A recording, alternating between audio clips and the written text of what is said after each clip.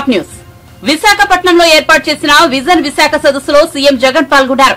ఈ సందర్భంగా ఆయన ప్రసంగిస్తూ ఎన్నికల్లో ఈసారి కూడా విజయం తమదేనని, మళ్లీ గెలిచి విశాఖ నుంచి సీఎంగా ప్రమాణ స్వీకారం చేస్తానని వెల్లడించారు. వచ్చే ఎన్నికల తర్వాత విశాఖ నుంచే పరిపాలన సాగిస్తానని తెలిపారు. అమరావతి రాజధానికి తాము వ్యతిరేకం కాదని, అమరావతి ఇప్పటికే శాసన రాజధానిగా కొనసాగుతోందని పేర్కొన్నారు.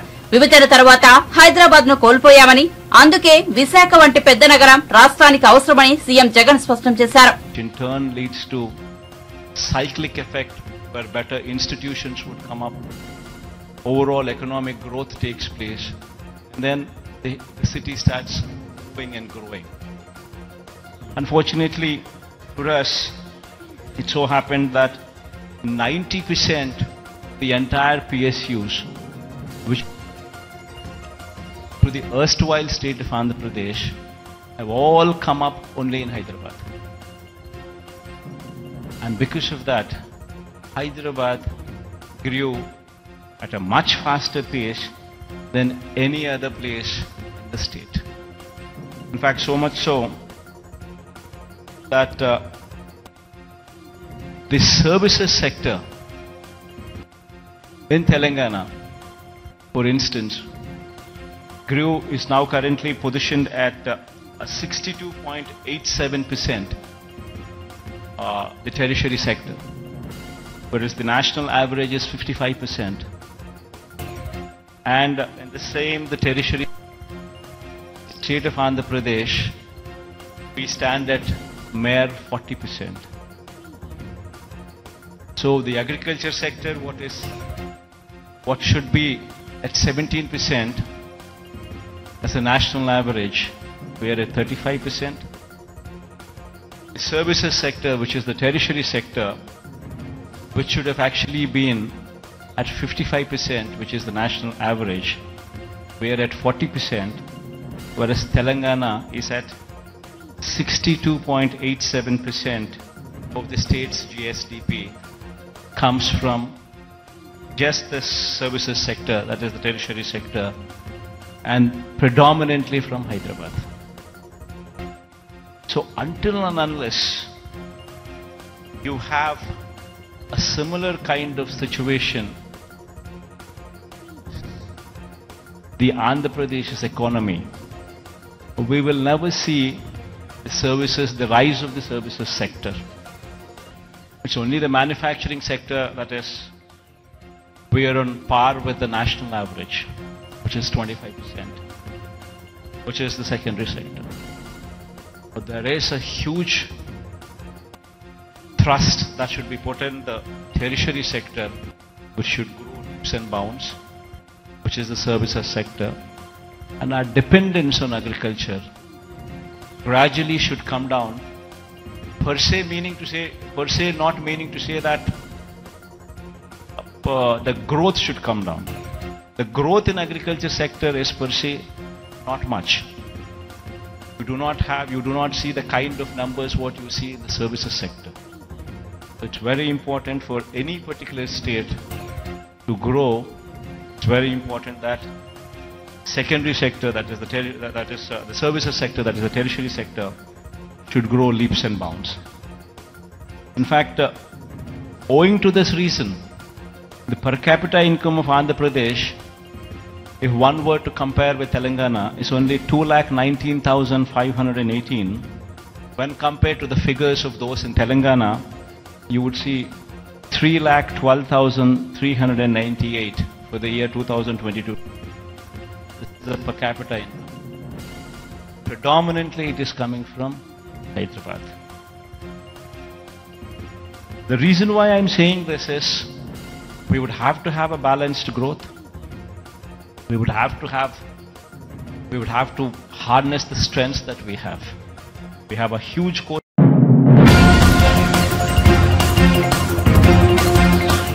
మంగళగిరి జైహో బీసీ సభలో టీడీపీ అధినేత చంద్రబాబు ప్రసంగించారు. జనసేన, టీడీపీ పార్టీలు సంయుక్తంగా విడుదల చేసిన బీసీ డిక్లరేషన్ ను ఈ సభకు హాజరైన వారు ప్రతి ఇంటికి వెళ్లి గర్వంగా వివరించాలని పిలుపునిచ్చారు. ఈ బీసీ డిక్లరేషన్ ఏమీ ఆషామాషిగా తీసుకురాలేదని అన్నారు. గత 3 ఏళ్లుగా 153 కులాలను 56 సాధికార కమిటీలుగా విభజించి అన్ని ప్రాంతాల్లో 800 మీటింగులు పెట్టామని వెల్లడించారు. నాయకులతో ప్రజా సంఘాలతో మాట్లాడామని, లోకేష్ పాదయాత్రలో గమనించిన అంశాలను కూడా అధ్యయనం చేశామని చెప్పారు. గట్టిగా చెప్పాలి, జై హో బీసీ, జై హో బీసీ, జై హో బీసీ. ఇది మనందరి నినాదం కావాలి, మనందరి విధానం కావాలి. ఈరోజు మనందరం కూడా ఈరోజు ఏదైతే జనసేన తెలుగుదేశం పార్టీలు ఉన్నాయో సంయుక్తంగా విడుదల చేసిన బీసీ డిక్లరేషన్ గర్వంగా ఇంటింటికెళ్లి ప్రతి ఒక్కరికి మీరు చెప్పే పరిస్థితి రావాలి. ఈరోజు ఆషామాషిగా ఇది రిలీజ్ చేయలేదు. 3 సంవత్సరాల నుంచి 153 కులాలని 56 సాధికార కమిటీలుగా విభజించి అన్ని ప్రాంతాల్లో 800 మీటింగులు పెట్టి ఆ కుల నాయకులతో ప్రజా సంఘాలతో మాట్లాడి లోకేష్ గారు చెప్పినట్టు ఆయన పాదయాత్రలో కూడా వచ్చిన అభిప్రాయాలు కూడా వారికి ఇచ్చి, అంతేకాకుండా జనసేన తెలుగుదేశం పార్టీ నాయకులు కూర్చొని ఒక బ్రహ్మాండమైనటువంటి చరిత్ర తిరగ రాయబోయేటువంటి ఒక బీసీ డిక్లరేషన్ ఈరోజు మీ ముందుకు తీసుకొస్తున్నాం. మీ జీవితాల్లో ఒక వెలుగు వచ్చేట్టుగా ఈరోజు మనం ముందుకు పోతున్నాం. నేను ఒకే విషయం చెప్తున్నాను. ఈరోజు పవన్ కళ్యాణ్ గారు కలిసి వచ్చారు, ఇద్దరం కలిసి పనిచేస్తున్నాం. 40 సంవత్సరాలుగా బీసీలకు అండగా ఉన్న పార్టీ తెలుగుదేశం పార్టీ, మిమ్మల్ని ఆదరించిన పార్టీ తెలుగుదేశం పార్టీ. ఒక్క మాటలో చెప్పాలంటే మీ డిఎన్ఏలోనే తెలుగుదేశం ఉందని చెప్పి కూడా నేను మీకు తెలియజేస్తున్నా. అందుకే మీ రుణం తీర్చుకోవాలి. ఈరోజు ఈ సమావేశంలో మీ రుణం తీర్చుకోవడానికి 10 సూత్రాలతో బీసీ డిక్లరేషన్ తీసుకొని మీ దగ్గరికి వచ్చాం. మన ప్రభుత్వం వస్తానే, ప్రజా ప్రభుత్వం వచ్చిన వెంటనే తెలుగుదేశం జనసేన ప్రతి ఒక్కరు ఎవరైతే ఉన్నారో బీసీలకి 50 సంవత్సరాలకే పింఛన్ ఇచ్చే విధానానికి శ్రీకారం చుడుతున్నాం.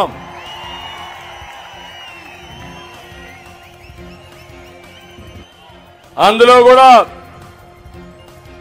ఇప్పుడుండే పింఛన్ మీరు ఒక్కసారి గుర్తుపెట్టుకోండి. పింఛన్ ప్రారంభించింది ఎన్టీ రామారావు గారు 35 రూపాయలతో ప్రారంభించారు. దాన్ని 70 రూపాయలు నేనే చేశాను. తర్వాత వచ్చినప్పుడు 200 ఉంటే 200 నుంచి 2000 రూపాయలు చేసిన పార్టీ తెలుగుదేశం పార్టీ.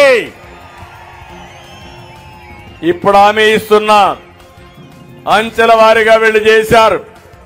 అదే తెలుగుదేశం ఉంటే మొట్టమొదటిసారిగానే వచ్చేది 2019లో. రేపు రాబోయే రోజుల్లో ఈ 3000 పింఛన్ని 4000 రూపాయలు ఇచ్చే బాధ్యత తెలుగుదేశం జనసేన తీసుకుంటాం. బీసీ సప్లాన్ ఏం తమ్ముళ్ళు పెట్టారా వీళ్ళని మిమ్మల్ని అడుగుతున్నా. 15,000 కోట్లు సంవత్సరానికి చెప్పారా లేదా అని అడుగుతున్నా మిమ్మల్ని.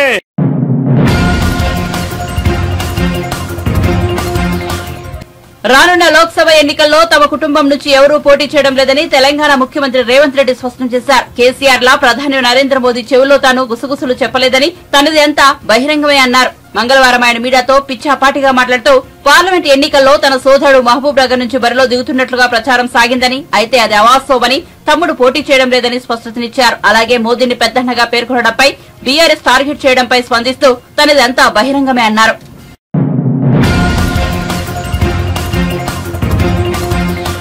వచ్చే ఎన్నికల తర్వాత తెలంగాణ ముఖ్యమంత్రి రేవంత్ రెడ్డి బీజేపీ తీర్థం పుచ్చుకోవడం ఖాయమని, ఈ మాట నేను పక్కాగా చెబుతున్నానని బీఆర్ఎస్ వర్కింగ్ ప్రెసిడెంట్ కేటీఆర్ అన్నారు. రేవంత్ రెడ్డి ప్రధానిని ప్రశంసించడం ద్వారా రాహుల్ గాంధీ వేస్ట్ ఫెలో, సన్నాసి అంటున్నట్టుగా ఉందన్నారు. మంగళవారం రాజన్న సిరిసిల్ల జిల్లా తంగళ్లపల్లిలో బీఆర్ఎస్ విస్తృత స్థాయి సమావేశంలో ఆయన పాల్గొన్నారు. ఈ సందర్భంగా మాట్లాడుతూ ప్రధాని నరేంద్ర మోదీని సీఎం రేవంత్ రెడ్డి బడేబాయ్ అంటున్నారని, మరి ఆ బడేబాయ్ ఈ చోటే బాయ్కి ఏమిచ్చాడో, చెవిలో ఏం చెప్పాడో తనకు తెలియదు కానీ నిన్నటి ఆదిలాబాద్ సభతో తెలంగాణలో రేవంత్ రెడ్డి భవిష్యత్తు, కాంగ్రెస్ భవిష్యత్తు కనిపిస్తోందన్నారు. రాబోయే రోజుల్లో మహారాష్ట్రలో జరిగినట్లు, అసోంలో జరిగినట్లు రేవంత్ రెడ్డి బీజేపీలోకి వెళ్లడం ఖాయమని జోషం చెప్పారు. అదో మోడల్, గుజరాత్ మోడల్ అంటే మందిని కాల్చి చంపుడా, గుజరాత్ మోడల్ అంటే బొందబెట్టుడా, మందిని చంపుడా, మతం పేరు మీద చిచ్చు పెట్టుడా అని మాట్లాడింది రేవంత్ రెడ్డి. సరిగ్గా 3 నెలలు కాలే, మరి నిన్నేం పుట్టిందో గుజరాత్ మోడల్ చేస్తా అని మాట్లాడుతున్నాడు. ఆత్మగౌరవం ఉన్న తెలంగాణ బిడ్డ ఏ ఒక్కడు కూడా నిజంగా కూడా నిన్న ఆయన మాట్లాడిన మాటను శీత్కరించుకుంటారు, అసహించుకుంటారు. అట్లాంటిది ఆయన మన ముఖ్యమంత్రి కావడం మన కర్మ. అట్లాంటి ముఖ్యమంత్రి ఈరోజు ఆ వేదిక మీద నిలబడి నిన్న మాట్లాడుతూ ఉంటే నిజంగా సిగ్గనిపించింది. బడేబాయి అంటాడు, మరి ఆ బడేబాయి ఏమిచ్చిండో, చోటేబాయికి చెవులో ఏం చెప్పిండో మనకు తెలియదు. నాకైతే ఒకటి స్పష్టంగా కనబడతా ఉన్నది, రేవంత్ రెడ్డి భవిష్యత్తు, రాష్ట్రంలో కాంగ్రెస్ భవిష్యత్తు నాకైతే నిన్న మీటింగ్తోని మంచిగా అర్థమైంది. ఖచ్చితంగా రాబోయే రోజుల్లో మహారాష్ట్రలో జరిగినట్టు, అస్సాంలో జరిగినట్టు రేవంత్ రెడ్డి గారు వచ్చే ఎన్నికల తర్వాత బీజేపీ తీర్థం పుచ్చుకోవడం ఖాయమనే మాట మాత్రం నేను మీ పక్కా చెప్తున్నా. మరొక ఏకనాథ్ షిండే, మరొక హిమంత బిశ్వాస్ శర్మ ఇక్కడనే ఉడతాడు, కాంగ్రెస్ పార్టీని బొందబెడతాడు. నేను ఉత్తగా ఆషమాషికి చెప్తలేని మాట. నిన్న రేవంత్ రెడ్డి ఇంకొక మాట అన్నాడు, మీరు వినండి జాగ్రత్తగా. ఏమన్నాడు? బడేబాయ్ ఇట్లనే ఉండాలి, మీ ఆశీర్వాదం మా మీద. ఎన్నికలు 2 నెలలు లేవు, భవిష్యత్తులో కూడా నీ ఆశీర్వాదం నా మీద ఉండాలంటే ఏమన్నట్టు? మా రాహుల్ గాంధీ అంటే తటపార వేస్ట్ కేసు, అది గెలిచేది లేదు, పీకేది లేదు, మళ్ళా నువ్వే ప్రధానమంత్రి అని చెప్పినట్ట కదా. కాంగ్రెస్ ముఖ్యమంత్రి, తెలంగాణ ముఖ్యమంత్రి ఎవడన్నా మెడకాయ మీ తలకాయ ఉన్నాడు, ప్రధానమంత్రి నరేంద్ర మోడీ ఆశీస్సులు భవిష్యత్తులో కూడా ఉండాలి, ఏది ఇంకా 2 రోజులలో ఎలక్షన్ పెట్టుకొని అంటాడా ఎవడన్నా? అంటే ఏమన్నట్టు ఉద్దేశం? బరాబర్ మా రాహుల్ గాంధీ వేస్ట్ ఫెలో. నేను అంటలేను, ఆయనతో మీరు నేనన్నాను రాశారు కొంపదీసి, నేను అనలే. రాహుల్ గాంధీ సన్నాసి వేస్ట్ ఫెలో, ఆయనతో కాదు, నేను అంటలేను భయ్, ఆయన అన్నాడు. మళ్ళీ చెప్తున్నా మీకు, ఆయనతో కాదు, నువ్వే అయితే మళ్ళీ ప్రధానమంత్రిని తెలంగాణ ముఖ్యమంత్రి కాంగ్రెస్ వాడు చెప్తే ఏమనుకోవాలి నాకు అర్థం కాదు. వీళ్ళ దివాలాకోర రాజకీయాన్ని, ఇంత దౌర్భాగ్యపు పరిస్థితుల్లో ఇలా కాంగ్రెస్ పార్టీ ఈ రాష్ట్రంలో ఉన్నది. ఒకసారి ఆలోచించండి, ఏం జరుగుతుంది అసలు ఈ రాష్ట్రంలో? ఎన్ని కథలు చెప్పిండి ముఖ్యమంత్రి. లోన్లు తీసుకోని వాళ్ళు ఉరుక్కుంటూ తెచ్చుకోపోండి, 2 లక్షల రుణం తెచ్చుకోండి. కేసీఆర్ 1 లక్షనే మాఫ్ చేసిండు. నేను చేస్తా, డిసెంబర్ 8 వరకు బ్యాంకులకు ఓన్రి తెచ్చుకోండి, 9వ తారీఖు నేను వస్తున్నా, సంతకం పెడతా, 2 లక్షల రుణమాఫీ చేస్తా అన్నాడు. 2 రూపాయలు మాఫ్ అయిందా? 2 లక్షలు అన్నాడు. డిసెంబర్ 9 పోయింది, జనవరి 9 పోయింది, ఫిబ్రవరి 9 పోయింది, మార్చి 9 రానే వస్తాను. ఏమైందా రేవంత్ రెడ్డి అంటే రేపో ఎల్లుండి అంటాడు, నేను డిసెంబర్ 9 2023 అని చెప్పినా, 28 అని చెప్పినా, 29 అని చెప్పినా అని అంటాడు. ఆయన మామూలుడు కాదు. నిజంగా తప్పు రేవంత్ రెడ్డి కాదు. నిజంగా రేవంత్ రెడ్డి గారిని అభినందించాలి. ఒక విషయం రేవంత్ రెడ్డి గారిని ఒక విషయంలో అభినందించాలి. ఏ విషయంలో? ఆయన చాలా స్పష్టతలో ఉన్నాడు. ఎంత మంచిగా చెప్పిండు ఆయన.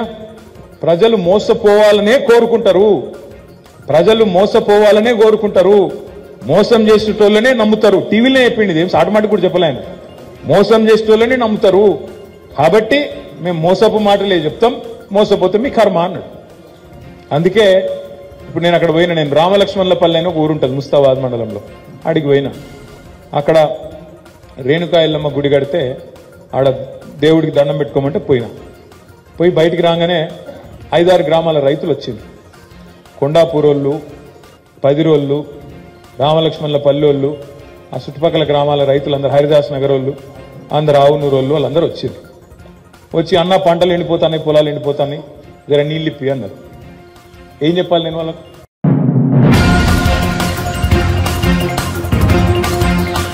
మాజీ మంత్రి వివేక హత్య కేసులో MP Avinash Reddy narco analysis పరీక్షకు సిద్దమా అని టీడీపీ నేత బీటెక్ రవి సవాల్ విసిరారు. హత్య జరిగిన రోజే గొడ్డలితో చంపినట్లు ఎలా తెలిసిందో సీఎం జగన్ చెప్పాలన్నారు. కేసులో ఆయన హస్తం ఉందనేది త్వరలో బయటకు వస్తుందన్నారు. ఇప్పుడు ఎవరైనా కూడా నా అనుకునే వాళ్ళు దగ్గర రక్త సంబంధికులే తర్వాత అన్యాయం చేసినప్పుడు, అన్యాయం కాదు అసలు వాస్తవంగా వాళ్ళే హత్య చేయించినప్పుడు ఇంకా వాళ్ళకు దిక్కులేని పరిస్థితిలో ఎవరన్నా మాట సాయమో లాయర్స్ పాడో ఏదన్నా చెప్పడమో మాట్లాడడమో చెప్పడమో జరిగింటుంది. అది కామన్. నా అనుకునే వాళ్ళే తర్వాత వాళ్ళని దిక్కులేని వాళ్ళను అనాథలను చేసినప్పుడు ఎవరైనా వాళ్ళు చేసే పోరాటానికి మద్దతుగా ఎవరైనా వాళ్ళకి సపోర్టుగా ఏదన్నా మాట్లాడింటాం చేసింటాం. దానికే వాళ్ళతో లోపాయికారి ఒప్పందాలు అయినట్టు వాళ్ళు కలిసిపోయినట్టు ఏదేదో రాశారు. అవినాష్ రెడ్డి గారికి సూటిగా ఒకటి అడుగుతాను. ఇప్పటికైనా కూడా నేను నార్కో అనాలిసిస్ పరీక్షకు వచ్చేసి నేను రెడీ. అవినాష్ రెడ్డి గారిని కూడా రెడీ అన్నమాట. మీ మీద ఇంత అపవాదం వచ్చింది, ఇట్లా పేపర్లో రాసుకుంటారు కదా, మీ ఇద్దరం కూడా నార్కో అనాలిసిస్ పరీక్షకు మేము రెడీ. అయితే 10 రోజులుగా 15 రోజులుగా ఇదంతా ఎలక్షన్ ముందరనే జరగాల. అది కూడా అంతా కూడా రాష్ట్ర ప్రజలు కూడా చూసే విధంగా లైవ్లో పెట్టుకోమను. మాకు అదేదో మెడిసిన్ కానీ ఏదైనా ఎక్కించి వాళ్ళని ప్రశ్నలు అడగమను. అదంతా రాష్ట్ర ప్రజలకు కూడా తెలిసేట్టుగా లైవ్లోనే చూపించమను. ఎందుకంటే అంతకుముందు కసబ్ అని ఒక తీవ్రవాదిది నార్కో అనాలిసిస్ చేసి భారత ప్రజలందరికీ కూడా అతను ఏం సమాధానాలు చెప్పినాడని కూడా అందరికీ వినిపించారు. అట్లా నాది అవినాష్ రెడ్డిది నార్కో అనాలిసిస్ టెస్ట్ చేసుకోమను. నేను ధైర్యంగా చెప్తానా, నేను రెడీ. ఆయన రెడీ కమ్మను. 10, 15, 20 రోజుల్లోనే ఎలక్షన్స్ కన్నా ముందే నార్కో అనాలిసిస్ పరీక్షకు సిద్ధమై వాళ్ళని ప్రశ్నలు అడగమను. మేము ఆ నార్కో అనాలిసిస్ ఆ మెడిసిన్స్ తీసుకొని సమాధానాలు చెప్తాం. అది రాష్ట్ర ప్రజలకు కూడా తెలియాలి. దమ్ముంటే అవినాష్ రెడ్డి నార్కో అనాలిసిస్ ఆ పరీక్షకు ఒప్పుకోమని కూడా మేము సవాలు విసురుతాను. రెండోది వచ్చేసి సునీతమ్మ గారు పదే ఈ కేసు సిబిఐకి ఇవ్వాలి, ఈ కేసు మీద మీరు గట్టిగా మాట్లాడితే అవినాష్ అని సునీతమ్మ గారు మాట్లాడినప్పుడు అలా చేస్తే అవినాష్ బీజేపీ లేకపోతాడని ఆయన చెప్పినాడని ఆమె చెప్తా ఉంది. మీకు నిజంగా అది అబద్ధమైతే ప్రమాణం చేసి నేను అలా అనలేదని జగన్మోహన్ రెడ్డి గారిని చెప్పమను. ఇప్పుడు ఊరికైనా మాట్లాడకుండా ఆయన అబద్ధాలు చెప్తాందని జగన్ రెడ్డి ప్రెస్ స్టేట్మెంట్ ఇమ్మను. ఇది 100% వాళ్ళన్న ఆమెతో అన్నాడు కాబట్టే తర్వాత ఆ విధంగా ఆమె చెప్తుంది. మేము ఈరోజు సూటిగా జగన్మోహన్ రెడ్డిని అడుగుతాను, మీరు మీ చెల్లెలైనటువంటి సునీతారెడ్డితో అవినాష్ గారు బీజేపీలోకి వెళ్తాడు, నేను కానీ సీరియస్గా దీనికైనా పట్టించుకుంటే అని మీరు అన్నారా లేదా అని వచ్చేసి జగన్మోహన్ రెడ్డి గారిని సూటిగా అడుగుతాను. సిబిఐ వాళ్ళకి అందరికీ కూడా సిబిఐ ఎంక్వైరీ వచ్చేదానికి 1.5 సంవత్సరం పడితే ఎంక్వైరీ వచ్చిన తర్వాత ఈ కేసును నిజానిజాలు తేల్చేదానికి మళ్ళీ 1 సంవత్సరం పట్టింది. అంటే సిబిఐకి 2.5 సంవత్సరానికి గొడ్డలితో చంపినారనే విషయం అర్థమైంది. కానీ జగన్మోహన్ రెడ్డి హైదరాబాద్లో ఉండే జగన్మోహన్ రెడ్డి పులివెందులకు వచ్చి ఆ రోజు సాయంత్రమే గొడ్డలితో చంపినారు మల్టిపుల్ పీపుల్ అని చెప్పాడు. జగన్మోహన్ రెడ్డికి అదే రోజు సాయంత్రానికే గొడ్డలితో చంపినారని ఎలా తెలిసింది? మాకుండే సమాచారం బట్టి వివేకానంద రెడ్డిని చంపేటప్పుడు కూడా అక్కడి నుంచి వీడియో కూడా తీసి అవినాష్ రెడ్డికి కావచ్చు ఇంకా జగన్ వాళ్ళ ఇంట్లో వాళ్ళకి కావచ్చు అవి వీడియో కూడా చూపిస్తా కూడా చంపినారు అనే విషయం మాకుండే సమాచారం ప్రకారం తెలుసు. కాబట్టి అంత స్పష్టంగా గొడ్డలితో నరికినారని జగన్మోహన్ రెడ్డి చెప్పగలిగినాడు. తర్వాత ఇంకో విషయం ఏంటంటే ఆ గొడ్డలి గురించే, గొడ్డలి కొనేదానికి దస్తగిరిని పంపించినాడు. ఇక్కడి నుంచి భాస్కర్ రెడ్డి వాళ్ళ ఇంట్లోంచి సునీల్ కుమార్ యాదవ్ ఫోన్పే చేశాడు. ఆ గొడ్డలికి అయ్యే ఖర్చు ఫోన్పే చేశాడు. ఫోన్పే రిసిప్ట్ కూడా ఉంది. తర్వాత 2 రోజుల తర్వాత వాళ్ళు డిలీట్ చేసుకున్నారు. అది బ్యాకప్ మెమరీ అనేది ఒకటి ఉంటుంది. ఆ బ్యాకప్ మెమరీ నుంచి వీళ్ళు ఫోన్పే పంపించిన స్లిప్ కూడా బయటికి తీశారు సిబిఐ వాళ్ళు. ఇంకా అంత స్పష్టంగా ఆధారాలు అవన్నీ ఉన్నా కూడా ఇంకా ఇట్లా సాక్షిలో మా మీద వాళ్ళ మీద స్పష్టంగా గొడ్డలతో నరికినాడని స్పష్టంగా చెప్పినాడు. తర్వాత ప్రపంచంలో ఎవరికి ఈ విషయం తెలియకముందే జగన్మోహన్ రెడ్డికి తెలిసింది. మీటింగ్లు ఉంటే బయటికి పంపాడు. సాక్షాత్ ఐఏఎస్ అజయ్ కల్లాం గారే ఆ రిపోర్టు కూడా ఇచ్చారు. మళ్ళీ ఆ రిపోర్టు తప్పు అని మళ్ళీ రాసినారు. దాని మీద హైకోర్టుకు పోయినారు. అదంతా జరుగుతుంది. అంటే బాహ్య ప్రపంచంలో ఎవరికి తెలియకముందే జగన్మోహన్ రెడ్డికి వివేకానంద రెడ్డి హత్య గురించి తెలిసిందనే దానికి ఆ తర్వాత సాక్ష్యం ఇదే.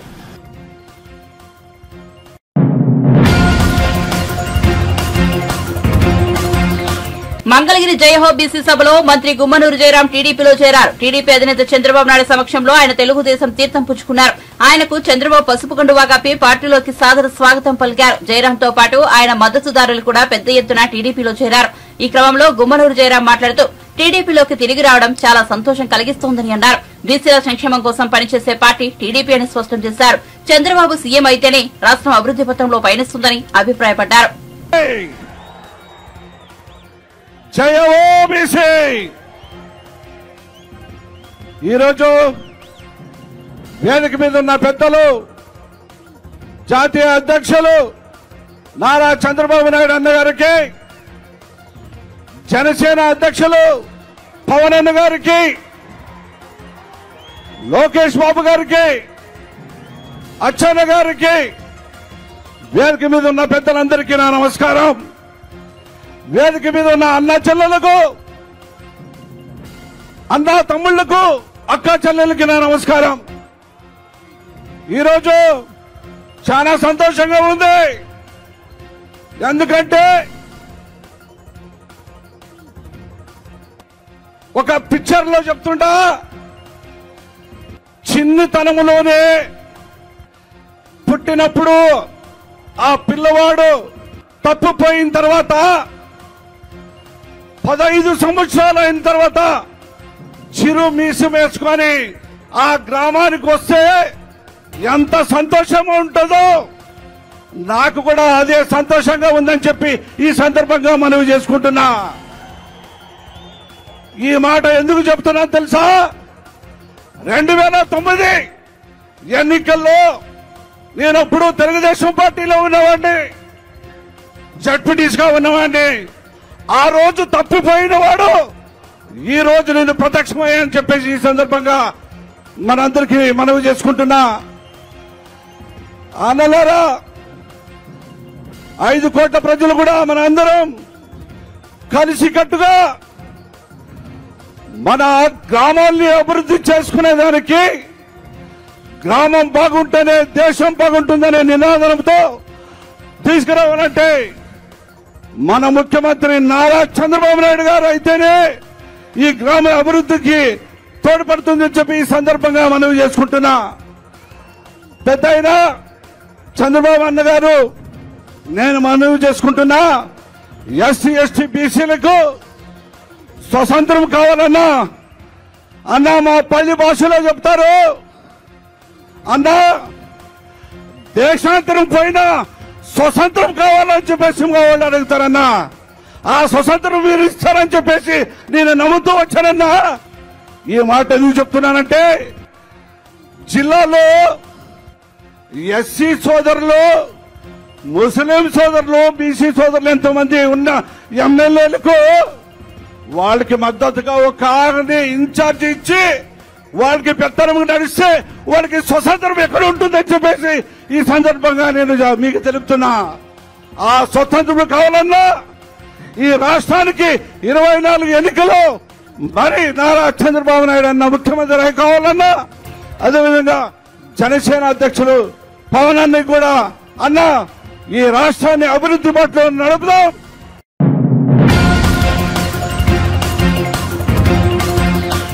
అధికారంలో ఉన్నప్పుడు బీసీల కోసం ఏం చేశాడని చంద్రబాబు ఇవాళ బీసీ జపం చేస్తున్నాడని విమర్శించారు ఏపీ ప్రభుత్వ సలహాదారు సజ్జల రామకృష్ణారెడ్డి. చంద్రబాబుకు బీసీల గురించి మాట్లాడే అర్హత లేదని విమర్శించారు. చంద్రబాబు ఒక మాఫియాను తయారు చేసి బీసీ డిక్లరేషన్ అంటున్నాడని సజ్జల వ్యాఖ్యానించారు. తాడేపల్లిలోని వైసీపీ ప్రధాన కార్యాలయంలో వడ్డెర ఆత్మీయ సమావేశం జరిగింది. ఈ సమావేశంలో సజ్జల మాట్లాడుతూ ఈ వ్యాఖ్యలు చేశారు. వాడు బయటకు పోయినప్పుడు ఎక్కడో ఒకసారి పొలిటికల్ దీనికోసం పోతే దాన్ని ఒక విజయం కిందనో లేకుంటే తన పార్టీకి విపరీతమైన డిమాండ్ ఉందో అని క్రియేట్ చేసే ప్రయత్నం ఈరోజు చేస్తున్నాం. అందులో భాగంగానే ఈరోజు కూడా ఐ థింక్ మన జయరాం కూడా ఏదో రిజైన్ చేసి అతను అటు పోయినట్టున్నాడు. అక్కడ తీసిపోయి ఇంకోపోయి వచ్చాడు. అయినా సరే అన్యాయం జరిగింది బీసీల కంటే ఏం చెప్పాలా. అలాగే కర్నూలులో మైనారిటీ పోతే ఇంకో మైనారిటీ వచ్చాడు. 2 సార్లు మంత్రి ఇచ్చినారు. అట్లా చూసినట్లయితే ఇదే జయరాం మీద వాళ్ళు ఏమేమి రాశారో ఏమేమి చేశారో మన నిన్నటి వరకు అవన్నీ వరుస పెట్టేసి అతన్ని మాఫియా ఆడ లోకల్గా ఇది చేశాడు అది చేశాడని అడ్డంగా బజార్లో పెట్టి ఇది చేసిన వాళ్ళు ఈరోజు వాళ్ళ దగ్గర అయ్యాడు. కారణం అక్కడ వద్దు వేరే మార్పు చేసినందువల్ల రాజకీయాలు. ఇలాంటి వాళ్ళందరినీ తీసుకొని తన పక్కన పెట్టుకోను ఇది ఒక విజయం కింద చూపించి ప్రజలను నమ్మబలికి అదే కిందికి పబ్లిసిటీ తీసుకెళ్ళి ఇంకా అయిపోయింది, అంతా అయిపోయింది. పవన్ కళ్యాణ్ ఇటు కలిశాడు, అటుపక్క బీజేపీ వాళ్ళు కలిసే అవకాశం ఉంది. వీళ్ళందరం కలిసినాక జగన్మోహన్ రెడ్డి ఎక్కడ ఉంటాడు అనే ఒక క్వశ్చన్ రైజ్ చేసి మన వాళ్ళలోనే అనుమానాలు కలిగేట్టు క్రియేట్ చేసే ప్రయత్నం చేస్తున్నారు. నిజంగా నీకు బలం ఉంటే నువ్వు పొత్తులు ఎందుకు పెట్టుకోవాలి? అసలు నిజంగా నీకు బలం ఉంటే 14-19 మధ్య ఏం చేశాడో చెప్పి ఎందుకు ఓట్లు అడగలేకుండా అన్నాడు? ఈరోజు మనం వాలంటీర్ల సిస్టమ్ వ్యవస్థని క్రియేట్ చేశాం. జగన్మోహన్ రెడ్డి గారు దేశంలోనే ఆదర్శప్రాయంగా సర్వీసెస్ అన్ని డోర్ డెలివరీ చేసేటట్టు, అలాగే ప్రజలకు ప్రభుత్వానికి మధ్య గ్రాస్ రూట్స్లో అనుసంధానకర్తలుగా వాలంటీర్ల సిస్టమ్ పెట్టాడు. మనము వాలంటీర్లకు సంబంధించినంత వరకు వాలంటీర్ల వ్యవస్థ మనం పెట్టాము, దీనివల్ల ఇంత బ్రహ్మాండంగా ఉంది, ఇది మేము తీసుకొచ్చిన ఇదేని మనం చెప్పగలుగుతున్నాము, దాంతో ఎలక్షన్లో కూడా పోతున్నాము. కానీ చంద్రబాబు నాయుడు ఇదే మాట నేను ఇంతకుముందు అన్న దీని వ్యవస్థను మా జన్మభూమి కమిటీలు మేము తీసుకొచ్చాము. ఈ జన్మభూమి కమిటీలు అనేవి ప్రజలకు సేవ చేసేవి. సో మళ్ళీ మేము ఇస్తే జన్మభూమి కమిటీలు తెస్తాం, ఓట్లు వేయండి అని అడగగలడా? మనమేమో వాలంటీర్లు చెప్తాం, తను చెప్పట్లేదే. నేను వాలంటీర్లనే కంటిన్యూ చేస్తానంటున్నాడు, ఎందుకు చెప్పలేకపోతున్నాడు?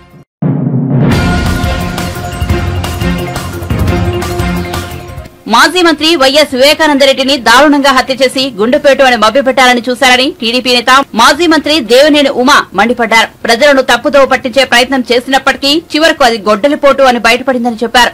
తప్పుడు ప్రచారంతో గత ఎన్నికల్లో రాజకీయ లబ్ది పొందాలని దుయ్యబట్టారు. తమ మధ్యనే హంతకులు ఉన్నప్పటికీ గుర్తించలేకపోయామని చెప్పారు. బాబాయిని చంపిన గొడ్డలి ఎవరిచ్చారని మీ చెల్లెలు అడుగుతోందని ప్రశ్నించారు. వివేక కూతురు డాక్టర్ సునీత ఢిల్లీలో మీడియాతో మాట్లాడుతూ తన తండ్రిని గొడ్డలితో నరికిన విషయం జగన్ కు ఎలా తెలిసిందని ప్రశ్నించిన సంగతి అందరికీ తెలిసిందే. ఈ వ్యాఖ్యలను పరిగణలోనికి తీసుకుని దేవినేని ప్రశ్నించారు. వివేక హత్యపై చర్చకు సిద్దమా అంటున్న టీడీపీ అధినేత చంద్రబాబు సవాలును స్వీకరించే ధైర్యం ఉందా అంటూ సీఎం జగన్ కు సవాల్ విసిరారు. 45 కోట్ల దుర్వినియోగం అవాస్తవం. 3 చీఫ్ ఇంజనీర్స్ నీ ప్రభుత్వంలో పనిచేస్తున్నారు, వాళ్లే ఇచ్చారు. తర్వాత అసిస్టెంట్ డైరెక్టర్ ఎస్డిఆర్ఐ చాలా క్లియర్గా కేంద్ర సంస్థ డీజీఐ దర్యాప్తు చేస్తుందన్న రాష్ట్ర సంస్థ ఏపీఎస్డిఆర్ఐ దర్యాప్తు చేయటం జీఎస్టీ చట్టం సెక్షన్ 6లో ఉల్లంఘన. క్లియర్గా ఒక అసిస్టెంట్ డైరెక్టర్ ఇచ్చాడయ్యా. జిఎస్టీ యాక్ట్లో చట్టంలో రూల్ సెక్షన్ కింద దేశంలో 18,000 కోట్లు సంబంధించిన లావాదేవీలకు సంబంధించి వివిధ రాష్ట్రాల్లో ఈ విధంగా జిఎస్టీ ఇంటెలిజెన్స్ సంస్థ విచారణ జరుపుతుంటే ఆంధ్రప్రదేశ్ ప్రభుత్వం రూల్ ఆఫ్ లా, ఈ రాష్ట్రంలో చట్టబద్ధ పాలన లేదు, రూల్స్ లేవు, జిఎస్టీ రూల్స్ మేము ఒబే చేయం, కేంద్ర సంస్థలతో మాకు పని లేదు, మాకు చట్టం మా చేతిలో ఉంది, అంబేద్కర్ గారి రాజ్యాంగం మా చేతిలో ఉంది, డీజీపీ నేను చెప్పినట్టు చేయాలి, చీఫ్ సెక్రటరీ నేను చెప్పినట్టు చేయాలి. ఏపీఎస్డిఆర్ఏ 2020లో దీన్ని క్రియేట్ చేశాడు. ఎందుకంటే 2023 ఈ తప్పుడు పనులు చేయడానికి 2020లో ఆ సంస్థను క్రియేట్ చేశాడు, ఇంతకుముందు లేదు. జిఎస్టీ యాక్ట్లో రూల్ 6ను వైలేట్ చేసి చాలా క్లియర్గా రాష్ట్ర ప్రజలు మళ్ళీ చెప్తా ఉన్నా, జిఎస్టీ యాక్ట్లో రూల్ 6 వైలేట్ చేసి ఈ దేశంలో 18,000 కోట్ల లావాదేవీలకు సంబంధించి ఆ సంస్థలకి జిఎస్టీ ఇంటెలిజెన్స్ సంస్థకి విచారణలో షోకాజ్ నోటీసులు విచారణకు అటెండ్ అవటం, దాని మీద ఆర్డర్స్, దాని మీద ఏమీ ఫైన్ లేకుండా జగన్ రెడ్డి ప్రభుత్వం దూరి